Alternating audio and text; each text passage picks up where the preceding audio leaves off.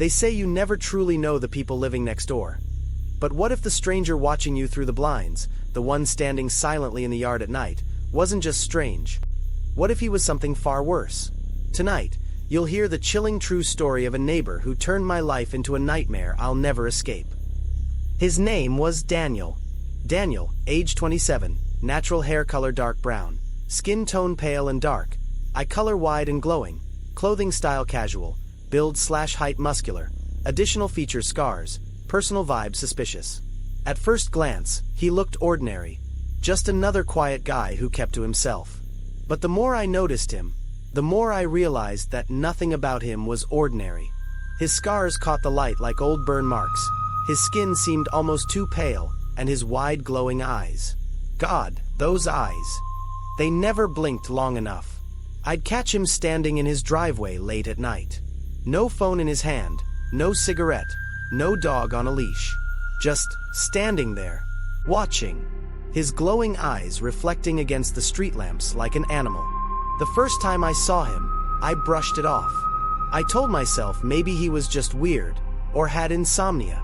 But soon, I started to hear things. Tapping sounds. From my walls, my attic, my basement. Always at night. And then one night, I looked out my bedroom window and saw Daniel standing in my backyard. He wasn't moving. He wasn't knocking. He was just staring up at my window. His glowing eyes locked onto mine like he had been waiting for me to look. I shouted his name, demanded to know what the hell he was doing back there. But the moment I blinked, he was gone. The next morning, I went outside and found muddy footprints leading from his yard into mine. And then, into the grass beneath my window. After that, I couldn't sleep. Every little sound put me on edge. My lights would flicker. I'd hear faint scratching at the glass. Once, I woke up to the sound of my back door slowly creaking open. I rushed downstairs with a bat in my hand, but the door was closed, locked from the inside. And then I noticed it. On the floor by the door. A small object wrapped in dirty cloth. I bent down, unwrapped it, and froze. It was a photograph of me, sleeping. The angle of the shot, it was taken from inside my bedroom. That's when I realized Daniel had been in my house. I didn't call the police. I should have, but something inside me told me they wouldn't believe me. And if Daniel found out, I was afraid of what he'd do. For the next few days, I tried to avoid him. I wouldn't make eye contact. I'd hurry into my car. But he'd always be there, standing by his fence, watching me with those glowing eyes. And then one night, everything escalated. I woke to the sound of whispering. It was coming from my closet.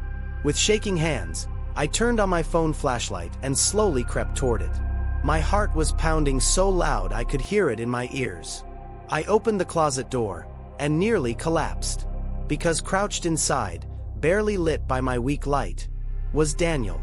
His glowing eyes reflected back at me as he smiled. His scars pulled across his face as if the grin wasn't meant for human skin. I stumbled backward, screaming. But when I looked again, the closet was empty.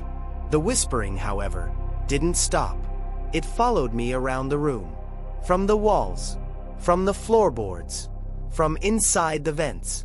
And then I heard his voice, clear as day. You shouldn't watch your neighbors at night. That was the last night I stayed in that house. I packed what I could, moved across town, and never looked back. But sometimes, late at night, I'll glance out my window, and for just a split second, I'll swear I see him again. Standing under a street lamp. Still watching. Always watching. To this day, I still wonder if Daniel is out there. Watching me, watching you. If you've ever felt uneasy about your neighbors, trust your instincts. Because sometimes, the real horror lives right next door. If you want more true terrifying stories like this, make sure you subscribe.